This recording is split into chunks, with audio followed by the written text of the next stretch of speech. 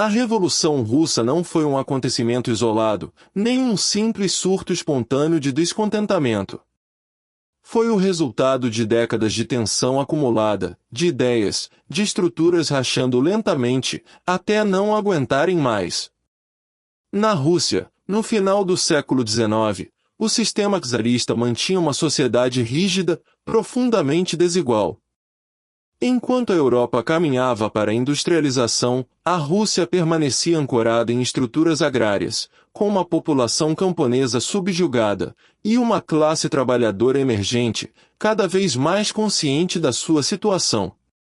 As ideias de Karl Marx começaram a infiltrar-se, não como uma cópia exata do modelo europeu, mas como uma adaptação forçada a uma realidade diferente, onde o proletariado ainda era fraco, mas o descontentamento, imenso. Vladimir Ilyich Ulyanov. Lenin emergiria como a figura-chave. Não apenas como líder político, mas como estrategista, capaz de interpretar o marxismo e transformá-lo numa ferramenta revolucionária adaptada à Rússia. Para Lenin, a revolução não podia esperar. Não dependia de uma maturidade natural do sistema, mas da ação determinada de uma vanguarda organizada, disciplinada, implacável. É assim que nasce o partido. Não como um simples movimento, mas como uma máquina de poder, projetada para assumir o controle do Estado. Figuras como Trotsky, Zinoviev, Kamenei e Bukharin acompanhou esse processo, fornecendo estrutura, teoria e ação. Mas nem todos partilhavam a mesma visão. Dentro do próprio movimento socialista, surgiram divisões profundas. Entre aqueles que defenderam uma revolução imediata e aqueles que apostavam numa transição mais gradual. O uso do Estado tornou-se o ponto de ruptura. Para alguns, teve que ser destruído. Para outros, usado como instrumento de transformação. Neste contexto, a Revolução Russa adquire o seu caráter único. Não é apenas uma luta de classes. É uma luta pelo controle do próprio mecanismo de poder. Entretanto, o czarismo respondeu com a repressão. A polícia secreta, a Ucrânia, monitorada, infiltrada, perseguida, tentando conter uma força que não poderia mais ser detida. No final do século XIX e início do século XX, as tensões atingem um ponto crítico. O movimento revolucionário está organizado, fortalece no exílio e se conecta com as correntes europeias, absorvendo ideias, táticas, estratégias. Lenin, à distância. Construir uma visão clara. Uma estrutura. Um plano. E então, chega o ponto de ruptura. 1905. Uma faísca. Um protesto. Uma rachadura no meio ambiente. O ensaio geral do que estava por vir. Por que a Revolução Russa? Ele não nasceu em um único dia. Foi construído, pensamento por pensamento, erro após erro, até se tornar numa das transformações mais radicais da história moderna. Mas a tensão não desapareceu. Em 1905 eclodiu um movimento que marcaria o início visível da fractura. Um protesto operário liderado pelo Papa Agapon avançou em direção ao Palácio de Inverno em busca de respostas, em busca de justiça. A resposta foi fogo, tiros, caos, corpos caindo na neve. O chamado Domingo Sangrento não só destruiu a ilusão de um czar protetor, mas acendeu definitivamente a consciência revolucionária. A partir desse momento, as greves, os motins e a organização laboral começaram a expandir-se. O czar tentou conter a situação criando a Duma, um parlamento limitado, uma concessão controlada destinada a acalmar, não a transformar.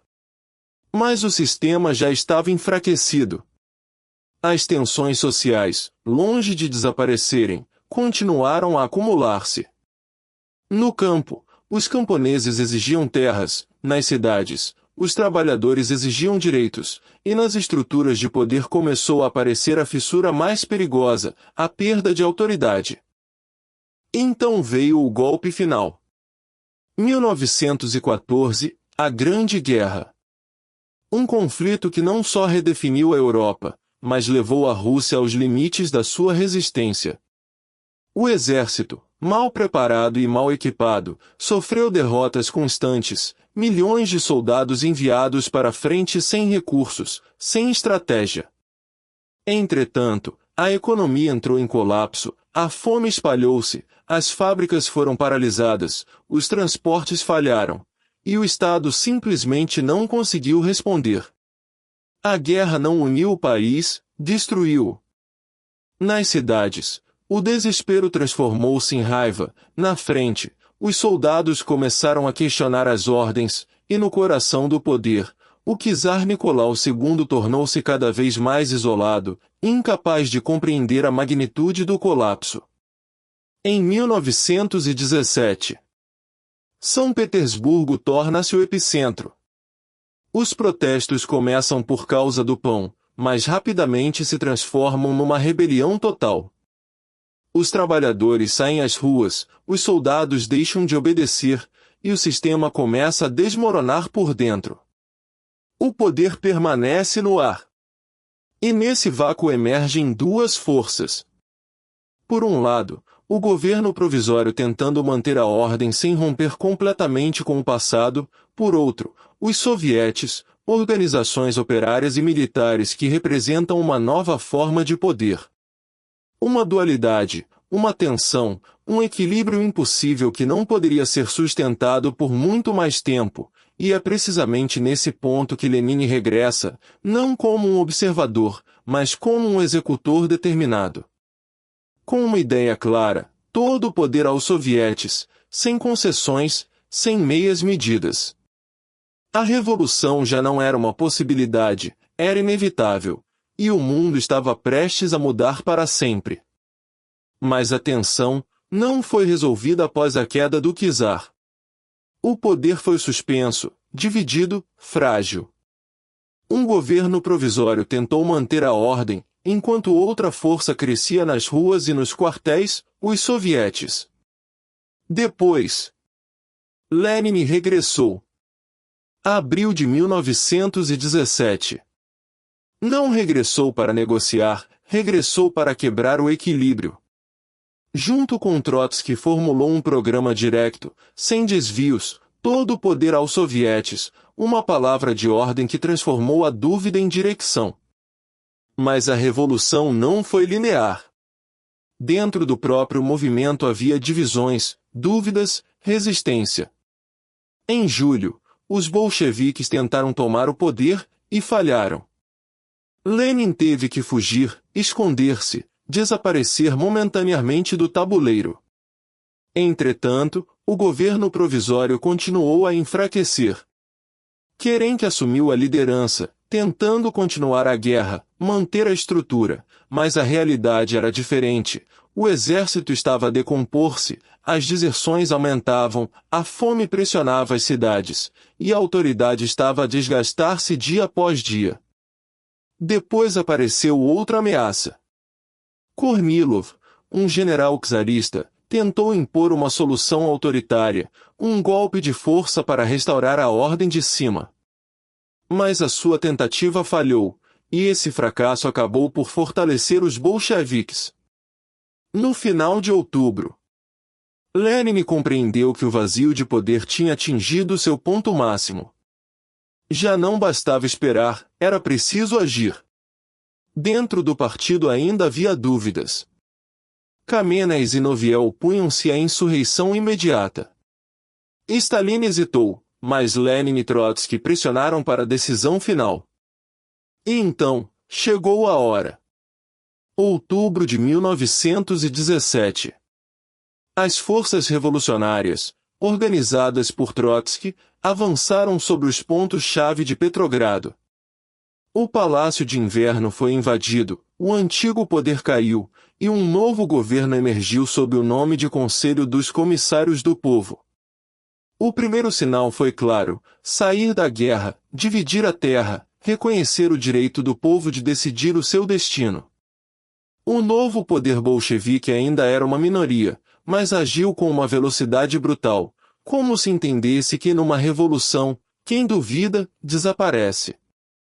Mas a paz teve um preço elevado. Em Brest-Litovsk, a Rússia aceitou condições muito duras impostas pela Alemanha, perdeu territórios, perdeu influência, perdeu parte do seu antigo corpo imperial. Contudo, para Lenin, a prioridade era salvar a revolução, mesmo que isso tivesse de sacrificar espaço, prestígio e orgulho nacional. E enquanto o novo regime tentava consolidar-se, começou outra guerra, a Guerra Civil. Os antigos defensores do czarismo, liberais, socialistas moderados, forças estrangeiras e exércitos brancos, levantaram-se contra os bolcheviques. O país estava dividido, vermelho contra branco, revolução contra contra-revolução, futuro contra passado. Trotsky reorganizou o Exército Vermelho com disciplina férrea, ex-oficiais czaristas foram usados sob vigilância, e a guerra tornou-se um teste total de sobrevivência. Em julho de 1918, a família real foi executada em Ekaterimburgo. Com esse ato, o velho mundo foi simbolicamente fechado, não havia retorno possível, não havia mais uma figura imperial em torno da qual reconstruir o passado. A guerra civil foi dura, cruel, imensa. Potências estrangeiras intervieram, houve fome, repressão, violência e pressão constante sobre o novo poder soviético. Mas aos poucos, o Exército Vermelho resistiu, avançou, e acabou prevalecendo. Entretanto, Lenin compreendeu que a Revolução Russa não poderia permanecer confinada dentro das suas fronteiras. Se o socialismo quisesse sobreviver, tinha de se expandir, tinha de se conectar com a Europa, tinha de se tornar um movimento internacional.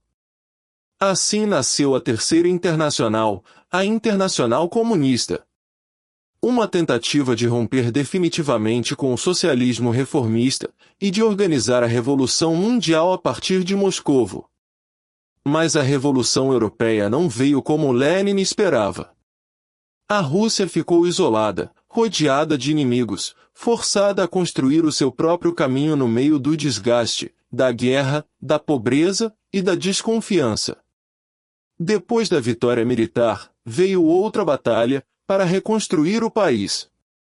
A economia foi destruída, a indústria paralisou, o campo esgotou, e a fome espalhou-se por regiões inteiras. Então Lenin promoveu a nova política econômica, a NEP.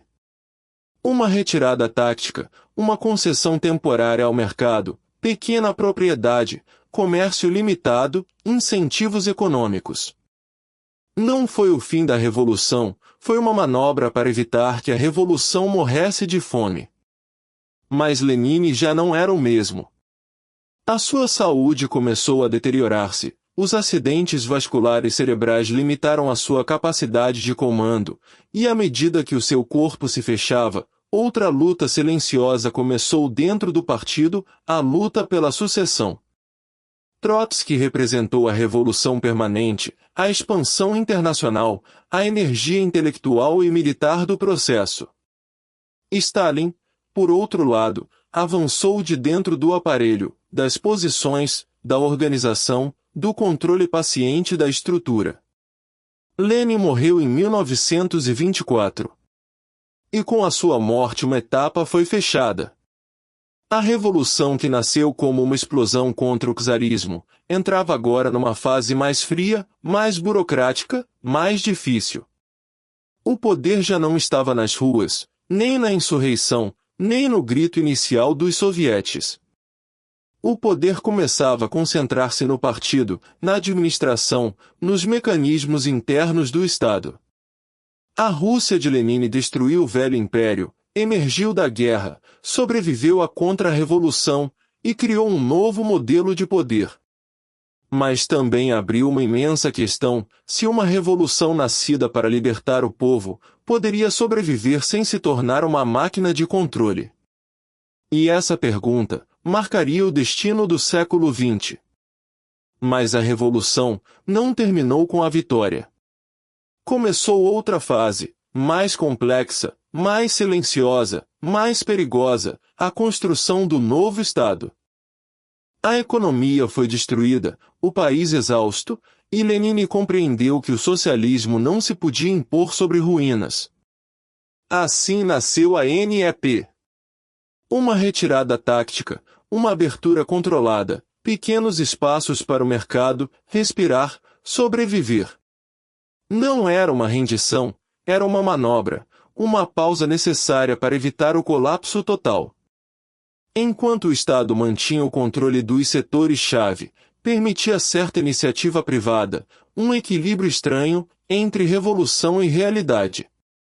E ao mesmo tempo, algo mais começava a se transformar: a cultura, a ciência, o pensamento. A Rússia se tornava um laboratório, uma explosão intelectual, artistas, poetas, cientistas, todos empurrando os limites de uma nova sociedade que ainda não tinha forma definitiva.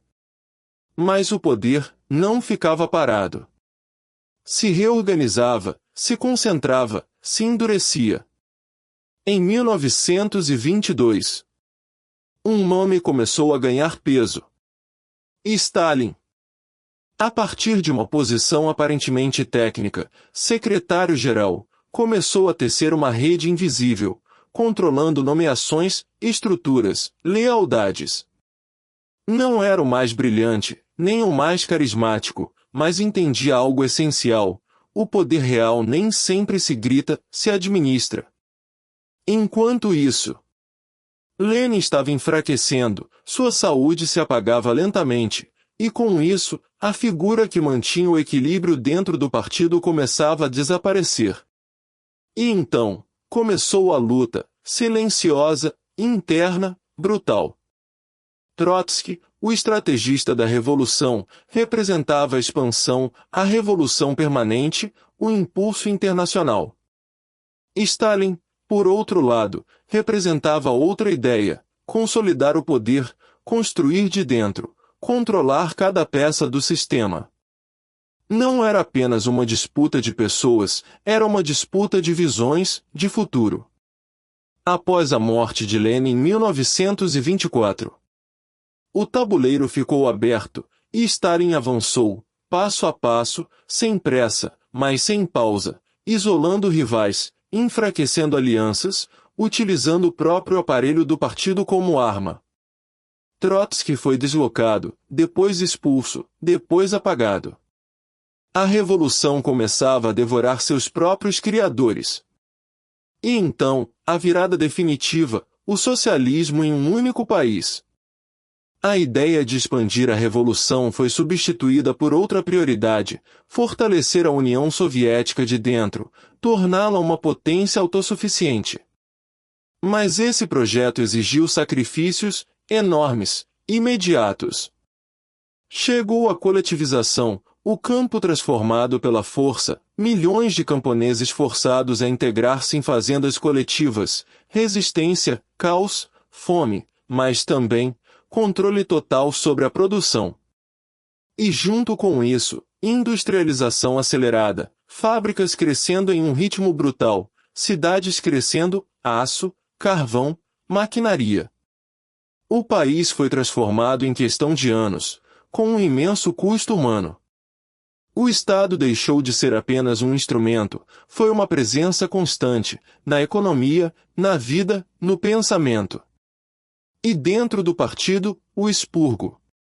A suspeita tornou-se a norma, ex-colegas, líderes históricos, figuras-chave da revolução, acusados, julgados, eliminados. Zinoviev, Kamenev, Bukharin, nomes que estavam na origem, desapareceram um por um. A revolução estava se purificando ou se destruindo por dentro, dependendo de como você olha para ela. O medo instalou-se, silencioso, permanente. Ninguém estava completamente seguro. O poder já não precisava de ser legitimado, precisava de se impor. Assim nasceu a ditadura stalinista, não como um acidente, mas como uma evolução, um endurecimento progressivo de um sistema que havia nascido em meio à guerra, ao caos, à urgência. E enquanto o país avançava, industrialmente, militarmente, também se fechava, politicamente, socialmente, humanamente. A União Soviética emergiu como uma potência, forte, organizada, imponente, mas também como um sistema onde o controle permeava tudo.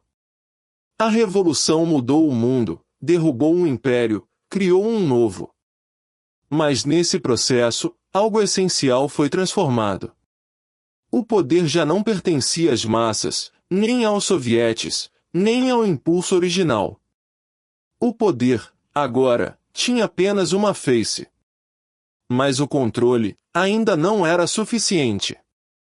O sistema precisava de algo mais, algo que garantisse a sua permanência, o seu domínio absoluto. E então, chegou o próximo passo, a transformação total do campo, a coletivização. Não foi uma transição, foi uma imposição. Milhões de camponeses, obrigados a abandonar suas terras, suas ferramentas, seu modo de vida, para se integrar em fazendas coletivas, controladas pelo Estado. A resistência foi imediata, silenciosa no começo, violenta depois. Animais sacrificados, colheitas destruídas, decisões desesperadas diante de uma mudança que não oferecia alternativa. Mas o aparelho não parou. Avançou, endureceu, esmagou qualquer oposição. O resultado foi devastador: fome, escassez, regiões inteiras à beira do colapso. Ucrânia, transformada em um dos cenários mais duros, onde a vida se reduziu a sobreviver mais um dia. E enquanto o campo sofria, a cidade se transformava, fábricas gigantes, aço, fumaça, produção constante. A industrialização avançava a uma velocidade nunca vista, impulsionada por planos quinquenais, objetivos impossíveis, pressão total. Não importava o custo, apenas o resultado. O país estava mudando, estava se tornando uma potência industrial, uma máquina, onde cada indivíduo era uma peça. E dentro do sistema, o controle se tornava absoluto. A vigilância, constante. A suspeita, permanente. As purgas começaram a se espalhar, já não apenas contra líderes, mas contra qualquer pessoa, funcionários, militares, cidadãos comuns. Uma acusação, uma suspeita, uma palavra, podia significar o fim. Os julgamentos, públicos, exemplares, mostravam ao mundo uma imagem de ordem, mas escondiam uma realidade muito mais sombria: confissões forçadas, condenações decididas de antemão, eliminação sistemática de qualquer ameaça, real ou imaginária. O medo deixou de ser uma ferramenta, para se tornar o ambiente natural do sistema. E ainda assim, o Estado crescia, se fortalecia e se armava. Porque enquanto tudo isso acontecia, uma ameaça externa começava a tomar forma, a Europa mudava, novas tensões, novos conflitos, o mundo se aproximava outra vez da beira. E a União Soviética estava se preparando. Passou de um império em ruínas, a um poder industrial, militar, organizado, capaz de resistir, capaz de se impor. Mas o preço foi imenso. Milhões de vidas, sacrificadas no processo, gerações marcadas pelo medo, pela disciplina, pelo silêncio. O sistema alcançou o que buscava: controle, estabilidade, poder. Mas nessa conquista, ele redefiniu completamente sua essência. A revolução não era mais um movimento. Era uma estrutura. E dentro dessa estrutura, o indivíduo não decidia mais. Eu apenas obedeci.